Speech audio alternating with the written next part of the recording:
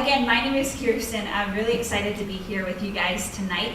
And I'm going to be talking about passions, personality, and purpose, the 3 Ps. We led a J term for January. All of our groups, we call them J term, and they happen in January. We led a group on that. And it was just so much fun. And basically, Charles was like, man, this would be a really great topic for Freshmen of the City. So would you talk on it? So that's what I'll be talking about tonight. And there's a quote that says this: when a leader gets better, everyone wins. And I love that because this quote alone has led me on a journey of self-discovery over the years. It's led me to search a little bit more into who I am and who I'm becoming. And I've learned this, that in order to grow ourselves, we first must know ourselves. Because I really want to grow. But if I don't know my gifts, then how am I able to grow? I really want to grow, but if I don't know my strengths or my weaknesses, how am I able to get better? How can I figure out my purpose? So I've learned that the more I know who I am and what I'm good at, well then I'm a little bit closer to discovering more about my purpose. Anyone else in the room want to know their purpose? On a journey for that? Am I the only? Yeah, I'm not the only one. We all want to know. So our passions and our personality, they all fit together within our purpose. Now, last week we talked about the comparison trap, where you were focusing on the outward and then the inward. And this week, I want to focus on the inward first and then the outward. So it's not in contrast to last week. Actually, they go hand in hand because we find ourselves comparing when we're not confident in who we really are. Or we lose sight of our lane and our wiring when we don't know what our strengths and what our gifts really are. We are wanting more of what they have, wishing we were more like them. How you're wired, though, is just like a puzzle. It's like a puzzle piece. Now, anyone a fan of putting together puzzles that has the patience to be able to put puzzles together for hours and hours? Okay, a few of you. So a puzzle piece is uniquely shaped to be able to fit another piece. But you have to know where that puzzle piece goes. You have to be able to do the work to find where it connects, right? And so this idea, we're a lot wired like a puzzle, where we are connecting, where we are fitting, where there's that smooth lineup. And so there's this idea that if we can accomplish anything we want, if we just put our mind to it. And I don't know that that's accurate. Like the expression, if everything is important, then nothing is important. And I would argue, if you're really good at everything, what are you really good at, right? If the piece doesn't fit, though, if the puzzle piece doesn't fit another piece, it doesn't defeat the purpose of it being a puzzle piece. It still continues to be a puzzle piece, but it might not be thriving because it's not connected. It might not know its place. It might not seat and line up with other puzzle pieces. Now, God's given you a purpose according to His will. So you don't want to be doing what Sally's doing because you are wired uniquely in the way that God has it. In the context of community, and so this lifelong journey is figuring out how to navigate that. And then finding how we can glorify God the most using what's in our hands and what He has given us to be able to find that purpose. And you don't have an isolated purpose either. Just like that puzzle piece, you have a connected purpose. And here's the thing, I wouldn't say that you only have one purpose in life either. So don't go around in life looking for that one purpose, and if you don't find it, you might miss it. Now, you don't need to have FOMO about your purpose either. Because, well, one purpose is to love the Lord your God with all your heart, mind, soul, and strength. But you also have the purpose to love your neighbor as yourself. You also have these wirings and these dreams and these visions that are unique to you. They're a part of your purpose, a part of your niche. To fully invest your energy into this purpose so that you can bring about the kingdom of God here on earth. A puzzle piece isn't a one-size-fits-all. So how much more does God have a purpose and a plan for your life? So as I mentioned, in January, I led this J-term group called Passions, Personality, and Purpose, and we studied many different personality tests, and one of them being the enneagram. This looks at the personality and how it applies to your life. And then the next one, we studied the spiritual gifts assessment. So what has God equipped me with to serve other people? How can I use that in the workplace? And that's involving my purpose. And thirdly, the strengths finder. Well, what am I really good at? What are some of my talents? And that is passion. So I'm going to try and give you this overview and highlight some of the key areas of this J-term group. But I'm going to need you to give me a little bit of grace because your fearless leader, Charles, asked me to condense 3 weeks of content into 25 minutes. So I'm going to be able to give you an appetizer, whet the appetite for more, for you to be able to do a deep dive a little bit later. And I'm not going to give you a 3-course meal. I'll just say that right off the bat. So buckle your seatbelts and let's talk about the enneagram, the spiritual gifts, and strengths finder. But before we do that, I want you to note a couple of things. One is personality tests and spiritual gifts are not meant to define you. Don't let them box you in. A test cannot know every single detail about your life. But what they can do is help illuminate the path.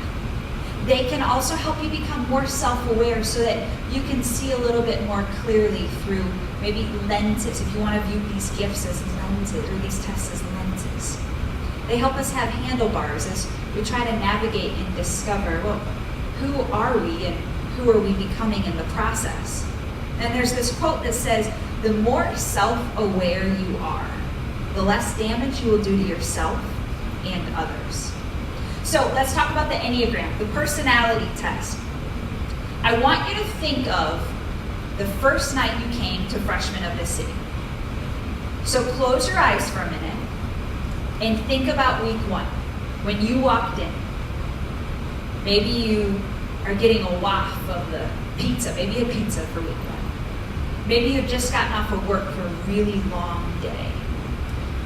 Maybe you were apprehensive when you walked in. You're like, oh, I don't really know if I have the energy to meet all these new people, and should I even be here? Maybe you were just so excited off the church, like I'm going to meet 5 new friends tonight, and they're going to become my best friends for life. Okay, we all have different reactions when we walk into a room with a large group of people. Every single one of us.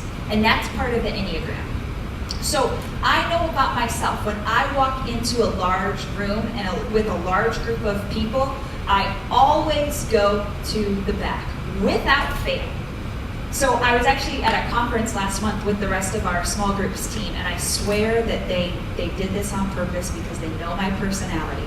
But every single day at the conference, they chose seats ahead of me, and they sat in the front row. And I mean by front row, like the speaker was right here. So I was looking up like this, and then we were doing worship in the front row. I was like, this is too much for me. I can't do this. And so I snuck over to the side. Like, I know, some team, right? But I know that about myself. I know that it takes quite a bit of energy for me to be able to speak to you guys. And you might be thinking, well, you seem pretty extroverted to me. I'm not. I am as far introverted on the spectrum as I possibly could be. But I know how to re-energize myself. I know how to refresh, and I know how to take the time to be able to fill my bucket back up. So let's walk through these 9 basic personality types. Now, the Enneagram dictates how you see the world through how you think, how you feel, and how you behave.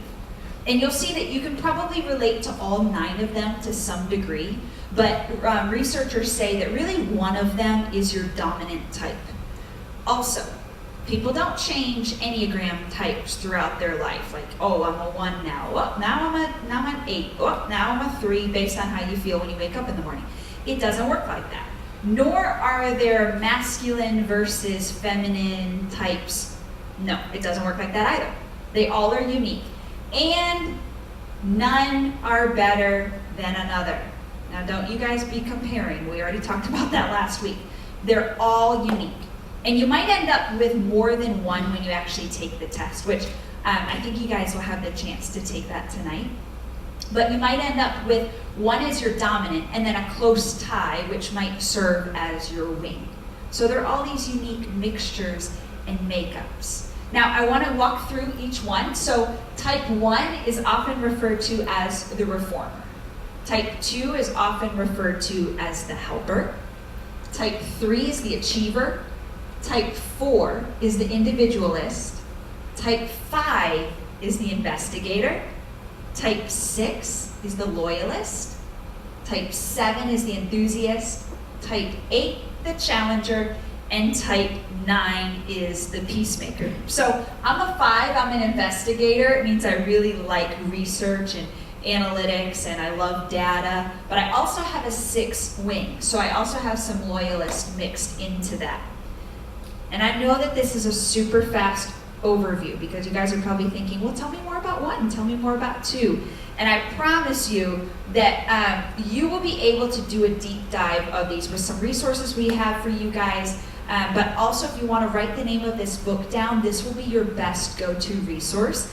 It's called The Road Back to You by Ian Cron. It'll help you navigate a little bit more of, well, who am I? Is that really me? Is that my type?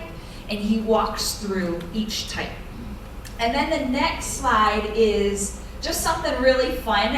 If you guys follow, maybe you already do, it's called Enneagram and Coffee. It's on Instagram. Hilarious. They create phrases to a T of what type you are. So I already told you I'm type 5. And type 5, my Monday morning thoughts. If I leave the house early, then I can get 20 minutes of quiet before everyone arrives and gets there today. I do this almost every Monday morning. It is to a T. If you know your type already, go ahead and look at that. They just are hilarious. Like type 4, you turn on perfect music and you imagine you're in a movie. Anyone know they're a type 4? Yeah. Okay. Is that accurate? Very accurate. Exactly. Type 9, 15 more minutes of sleep. I just want 15 more minutes. So they post something almost daily, and it's hilarious. They're called Enneagram and Coffee, and you can find them on Instagram. But let's move on to the passion talk. Let's talk about Strengths Finder. We've already talked about passions. We've already talked about personalities, so let's talk about passions. What are you passionate about? John Maxwell says, focusing on weaknesses instead of strengths is like having a handful of coins, a few made of gold, and the rest tarnished copper. And then you set aside the gold coins to spend all your time cleaning the copper ones, in hopes of making them look more valuable. No matter how long you spend on them, they will never be worth more than the gold ones are. Go with your greatest assets, and don't waste your time. I love that quote. Now, he's not saying that you need to completely ignore your weaknesses, but he is suggesting that you capitalize on your strengths. How many of you have read Strengths Finder by Donald Clifton? Yep, okay, a few of you, great. So the premise of this book boils down to brain function. It's the strengths of how you are acting, and there are 30 strengths that basically make up who we are. They also say that your first 5 end up becoming your core values. So they're divided into 4 different categories, and they are executing strengths. That would be like an achiever. Thinking strengths, that would be like if you're really analytical. Influencing a broad audience strengths, that's like if you're a maximizer like Dave. Relating strengths, if you have the strength of positivity.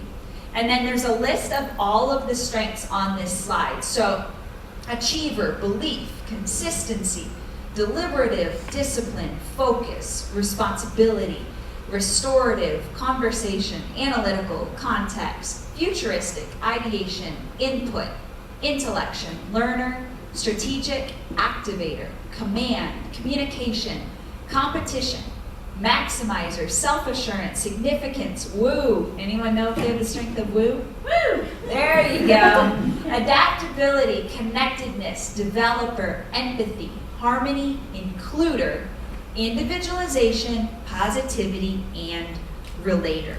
So my strengths are achiever, belief, focus, intellection, and learner. That is a lot of strengths, and I know that I'm just whetting your appetite, but it's okay, because if you read StrengthsFinder, they go into detail of every single strength. And there are also some tests that you can take online that, like that high five, what are your top 5, that are very similar to StrengthsFinder. But I want to move into purpose. And in purpose, we're talking about spiritual gifts. Now, Scripture talks about spiritual gifts in a couple of different places. One of them being 1 Corinthians 12, verses 7 through 11, and then Romans 12, verses 6 through 8. Can anyone pull that up? Actually, I don't have my phone on the phone, and we can go ahead and read both of those. The first one is 1 Corinthians 12, verses 7 through 11.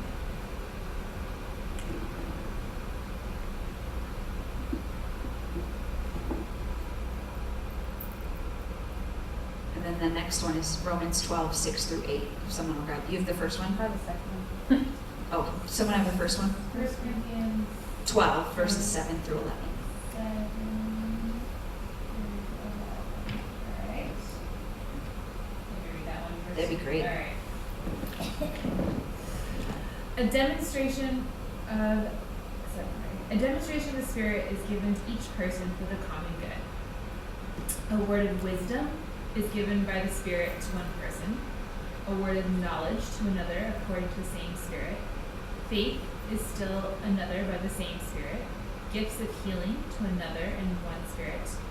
Performance of miracles to another. Prophecy to another. The ability to tell spirits apart to another. Different kinds of tongues to another. And the interpretation of tongues to another. All these things are produced by the one and same Spirit who gives what he wants to each person. That's great. And then Romans 12.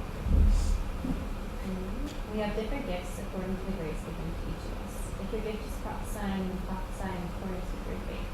If it is serving, then serve. If it is teaching, then teach. If it is to encourage, then give encouragement. If it is giving, then give generously. If it is to lead, do it diligently. If it is to show mercy, do it cheerfully. Great, thank you. Now you might be hearing that and listening and thinking, I don't know if I have one of those. I promise you, every single person has a spiritual gift. You are not without a spiritual gift. But these spiritual gifts serve two main purposes. The first one is to glorify God. The second is to strengthen each other. It's to strengthen other people. And these gifts consist of, the full list is up here: administration, apostleship, discernment, encouragement, evangelism, faith, giving, helps, hospitality, intercession, which is like praying for on behalf of other people, knowledge, leadership, mercy, prophecy, miracles, shepherding, teaching, tongues/interpretation, and wisdom. All of these gifts are spiritual gifts that you might have. And so it can actually be really daunting in terms of spiritual gifts, because it's like, I really don't know much about what defines the gift of mercy, or what defines the gift of leadership. Do you have to be in a leadership position? And so one of the books that I have found to be the most helpful in navigating spiritual gifts is actually called SHAPE. And SHAPE just stands for an acronym. S is spiritual gifts. H is heart, so it walks you through, what do I have a passion for? A is for abilities. It says, what natural talents do I have? P is personality. It walks you through, where does my personality best suit me to serve? And then E stands for experiences. So what experiences, painful, educational, personal experiences, do I have that make up the sole sum of my spiritual gifts? And like I said earlier, the spiritual gifts are not just for you. The spiritual gifts are for other people. to be a blessing to the other people around you. And I can't think of anyone else who could sum it up better than a man by the name of Michael Jr. Have you guys heard of comedian Michael Jr.? Okay, so he is one of my favorite comedians, but essentially he grew up knowing, okay, I have the gift to make people laugh, so what? And then he realized, oh, maybe God wants me to use this gift for other people. How can I bless other people? So he became a professional comedian, and through being a comedian, he actually has been able to change thousands and thousands of lives. And he shares about it in this video. So it helps us put into perspective the purpose of our gifts. Watch this video. Did you know walking is an Olympic sport? Like you walk, just walking. Apparently I've been training for Olympics my entire life. I didn't even know it. Like you just walk. How do you even get excited about walking? Like, man, did you see what he did? He had his left foot down. Then he put his right foot in front of it. That stuff was awesome. He's amazing. The Bible always says that laughter is good like a medicine. People would always quote that to me. I've seen it I don't know how many times.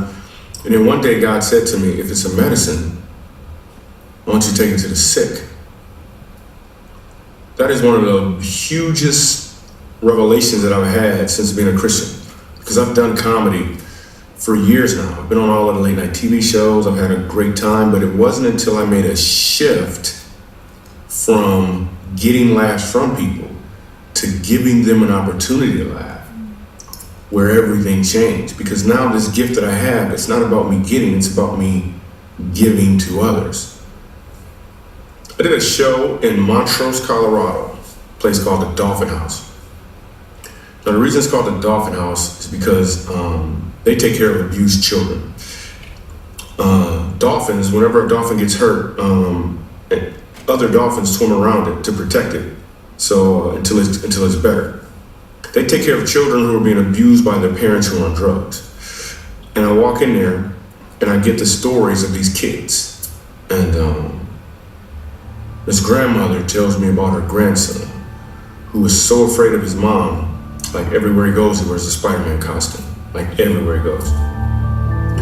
One of the things his mom has been doing to him is she's been pulling out his toenails. So I hear this little boy's story. Then I hear all these other kids' stories too. And then they bring them all in so I can do jokes for them and their caregivers. Now listen, if it had not been for God changing my mindset about comedy to giving people an opportunity to laugh, versus getting laughter, I'm telling you, there's no way I would have been able to do the show. I'd actually become physically sick after a while because this thing had been going on. So not only am I physically sick, but I'm down and low, and I'm hearing these stories.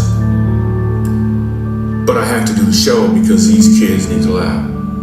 So I go up on stage, and sitting right up front is Spider-Man in full costume. He's sitting on his grandmother's lap, and he's clenching it with his back to me. And I get up on stage and I start doing jokes. Slowly but surely, people start laughing. About 20 minutes in, and people are laughing pretty well. And then I hear a voice, and the voice says, "My name is Ronan." And this little boy pulls off his mask. He pulls off his mask, and he introduces himself to me. And the whole place is like frozen, sitting still, like in shock. He pulls off his mask and he introduces himself to me as to say, "Here I am, this is my name." He's in a room where everyone's laughing. There's no telling if he had ever been in a room like that before.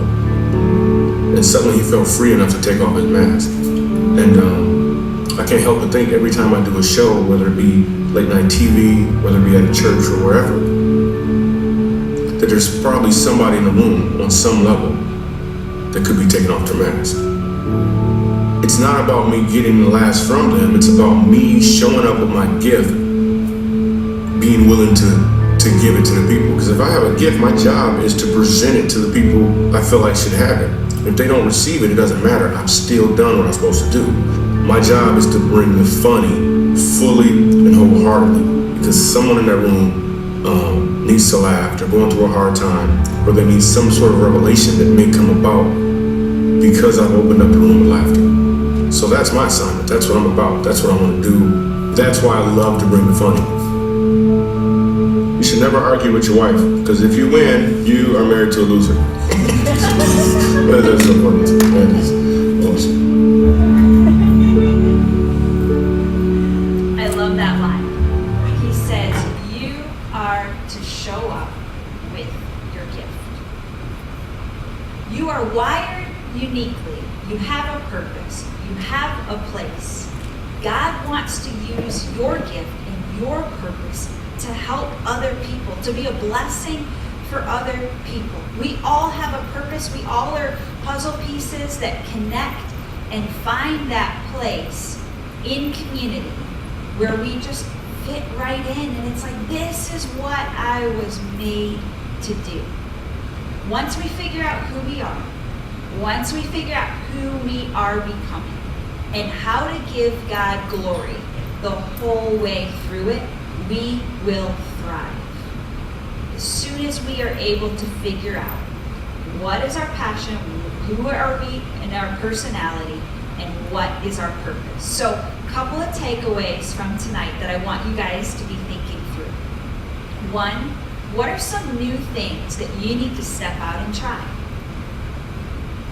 Two, what strengths do you need to capitalize on? And three, what gifts can you use to serve the kingdom?